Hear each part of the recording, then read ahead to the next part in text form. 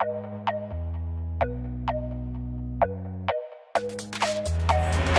I made one of these a couple of months ago talking about what if Edward wasn't murdered, and I asked if you guys wanted a part 2. It's taken me so long just simply because the lore here is so confusing when you're trying to write this out that things contradict. You have to make sure timelines match up correctly with what characters have been doing because there's so many that come into play. So it was relatively difficult, but I think this is good. It's taken me a long time, and I really hope you guys enjoy. So without further ado, let's go ahead and let's hop into part 2. If you haven't already seen part 1, then you can go check that out in the description with the link down below.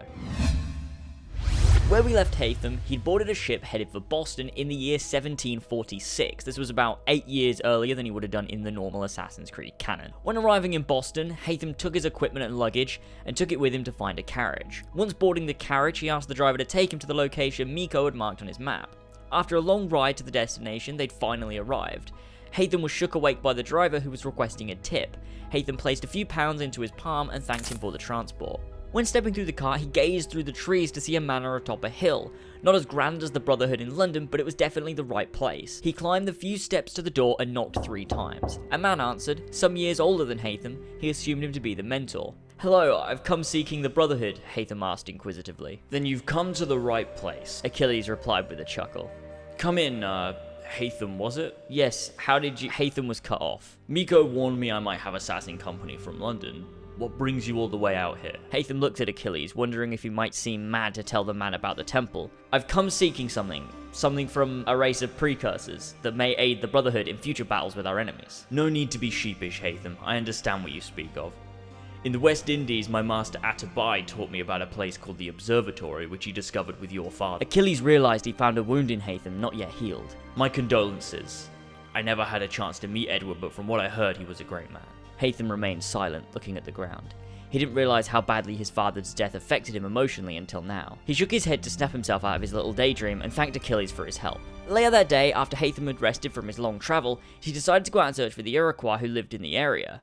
Haytham thought his job would be easy due to no Templar opposition. These situations were always a race from both sides, but with the Templars vanquished in England and no colonial right, things were looking up. Haytham came across one of the clans, the Kanien'kehá. Most people thought these clans were savages, but Haytham admired the simplicity and somewhat innocence of this untainted people. They lived in peace for the most part. Haytham met with the leader, an old woman. Haytham didn't straight away ask about the temple, but first asked about their people. He was incredibly curious as this was his first real time overseas, and being able to explore a new culture fascinated him. The woman and Haytham spoke for a while. As the sun was setting, Haytham finally asked about the temple.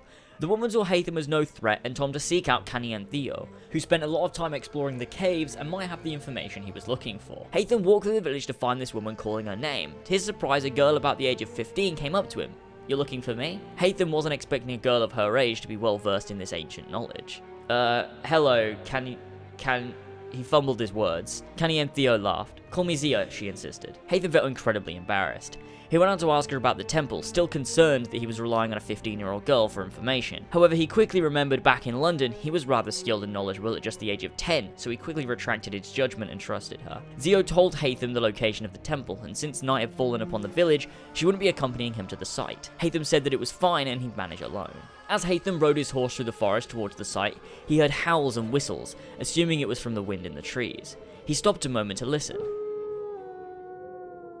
That wasn't wind. As he turned around to look, a wolf leaped and knocked him off of his horse, another joining and then another. Haytham's horse bolted and left him without his equipment in the dark. Haytham grabbed one wolf and cut its throat with his hidden blade, blood pouring over his hands. The wolf seemed enraged by the smell and attacked harder, clawing and biting at Haytham. His thick robes protected him somewhat, but not enough. The wolves were now on top of Haytham, biting him. He tried to use his hidden blade, but the wolves had him pinned. He was sure this wasn't going to end well until the wolves stopped attacking and fell onto him, dead. They had arrows in their backs, one for each. Standing off in the distance was a person. Haytham called out thanking them, and then he'd repay them, but his horse ran off with his supplies. "You don't have to repay me anything," a familiar voice called out. It was Zio. "I thought you weren't coming," asked Haytham. "Well, clearly you needed me, didn't you?" Haytham felt embarrassed again, needing help from a girl of her age. "Shall we be off then?" asked Haytham. Zio nodded and they both continued on foot through the forest. Finally, they had reached the cave talked about in Edward's journal. There were markings on the cave, clearly precursor. There was a small indent in the wall.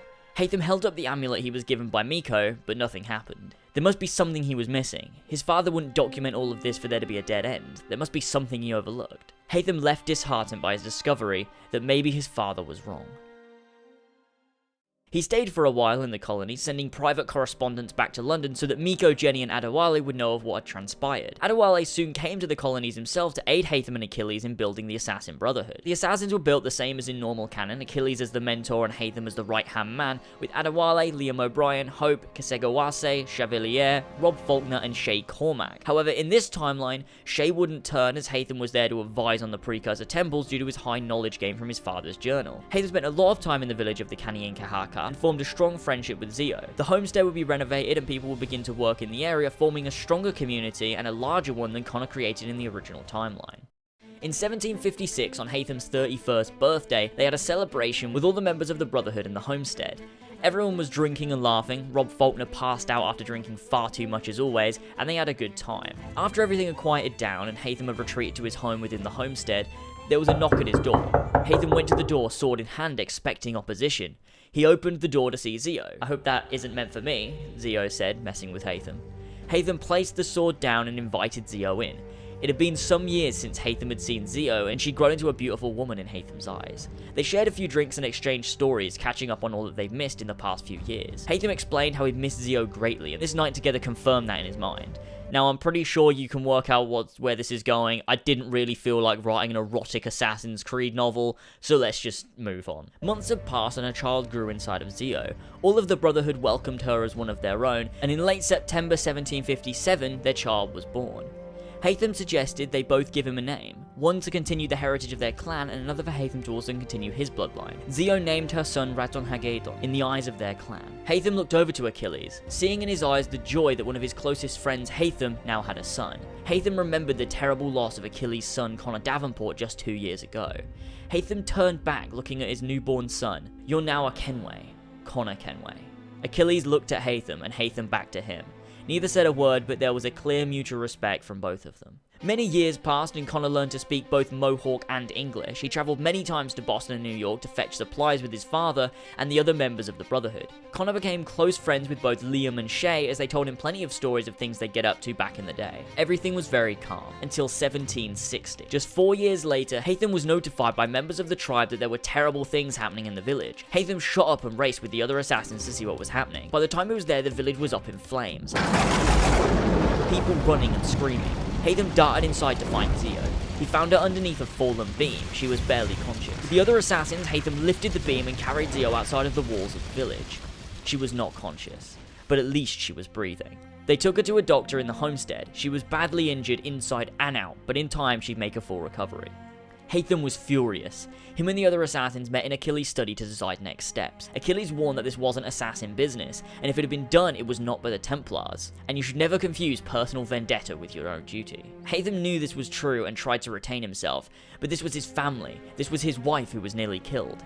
Zio told him she was fine, Connor was fine, the villagers were fine, and they would rebuild. Haytham told Zio she and Connor were to stay in the homestead. It was far too dangerous to be near the village in case of another attack. The other assassins agreed with Haytham, as did Zio. The safety of her family came first, always. Around the time of Connor's 14th birthday, he was called upon by the leader of the clan. She took Connor into the main structure of their village. The woman handed Connor a small orb-type object bursting with light. It told Connor that he needed to find the amulet which Haytham owned and hide it, where none might find it. It was needed for someone else who was to come in time.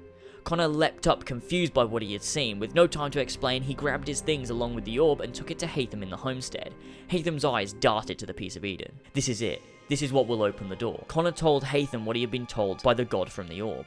Haytham had studied Pieces of Eden through his father's work and so inquired more about what the orb had told him. Connor explained everything about the amulet, about how they was not enter the precursor site but leave it for another. Haytham wanted so badly to enter. It was the reason he came to the colonies after all, and it was now within reach.